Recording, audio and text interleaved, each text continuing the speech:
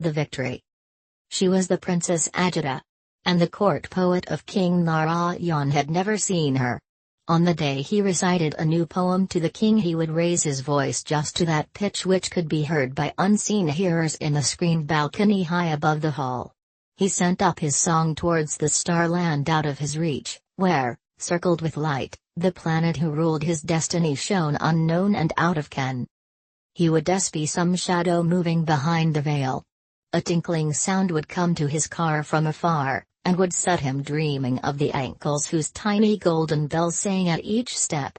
Ah, the rosy red tender feet that walked the dust of the earth like God's mercy on the fallen. The poet had placed them on the altar of his heart, where he wove his songs to the tune of those golden bells. Doubt never arose in his mind as to whose shadow it was that moved behind the screen, and whose anklets they were that sang to the time of his beating heart. Manjari, the maid of the princess, passed by the poet's house on her way to the river, and she never missed a day to have a few words with him on the sly. When she found the road deserted, and the shadow of dusk on the land, she would boldly enter his room, and sit at the corner of his carpet. There was a suspicion of an added care in the choice of the color of her veil, in the setting of the flower in her hair. People smiled and whispered at this, and they were not to blame. For Shekhar the poet never took the trouble to hide the fact that these meetings were a pure joy to him. The meaning of her name was the spray of flowers. One must confess that for an ordinary mortal it was sufficient in its sweetness. But Shekhar made his own addition to this name, and called her the spray of spring flowers. And ordinary mortals shook their heads and said, "Ah, me." In the spring songs that the poet sang, the praise of the spray of spring flowers was conspicuously reiterated, and the king winked and smiled at him when he heard it, and the poet smiled in answer. The king would put him the question, "Is it the business of the bee merely to hum in the court of the spring?" The poet would answer, "No, but also to sip the honey of the spray of spring flowers." And they all laughed in the king's hall. And it was rumored that the Princess Akita also laughed at her maid's accepting the poet's name for her, and Manjari felt glad in her heart. Thus truth and falsehood mingle in life, and to what God builds man adds his own decoration. Only those were pure truths which were sung by the poet. The theme was Krishna, the lover God, and Radha, the beloved, the eternal man and the eternal woman, the sorrow that comes from the beginning of time, and the joy without end. The truth of these songs was tested in his inmost heart by everybody from the beggar to the king himself. The poet's songs were on the lips of all. At the merest glimmer of the moon and the faintest whisper of the summer breeze, his songs would break forth in the land from windows and courtyards, from sailing boats, from shadows of the wayside trees, in numberless voices. Thus passed the days happily.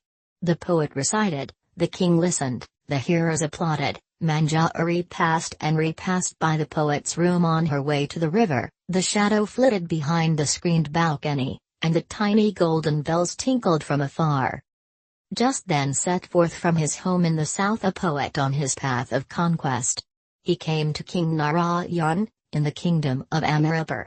He stood before the throne, and uttered a verse in praise of the king. He had challenged all the court poets on his way, and his career of victory had been unbroken. The king received him with honor, and said, "Poet, I offer you welcome." Pundarik, the poet, proudly replied, "Sire, I ask for war." Shekhar, the court poet of the king, did not know how the battle of the muse was to be waged. He had no sleep at night.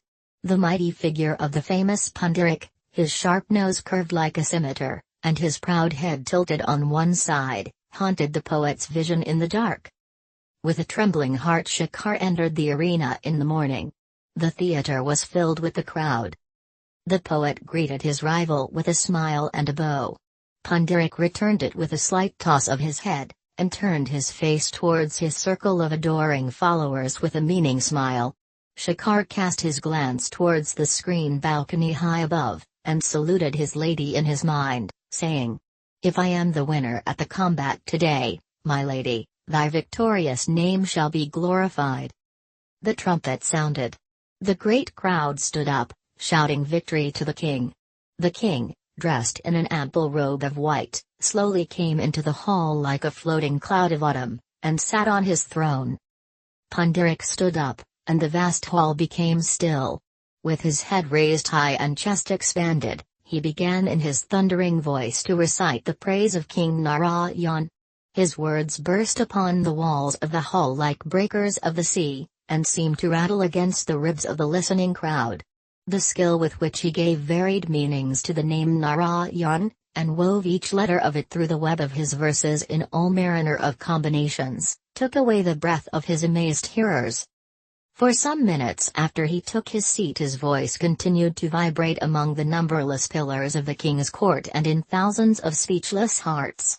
The learned professors who had come from distant lands raised their right hands, and cried, "Bravo!"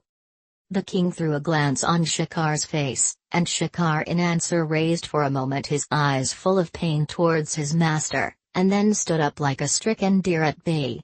His face was pale, his bashfulness was almost that of a woman, his slight youthful figure, delicate in its outline, seemed like a tensely strung veena ready to break out in music at the least touch. His head was bent, his voice was low, when he began. The first few verses were almost inaudible. Then he slowly raised his head, and his clear sweet voice rose into the sky like a quivering flame of fire. He began with the ancient legend of the kingly line lost in the haze of the past, and brought it down through its long course of heroism and matchless generosity to the present age. He fixed his gaze on the king's face, and all the vast and unexpressed love of the people for the royal house rose like incense in his song, and enwreathed the throne on all sides. These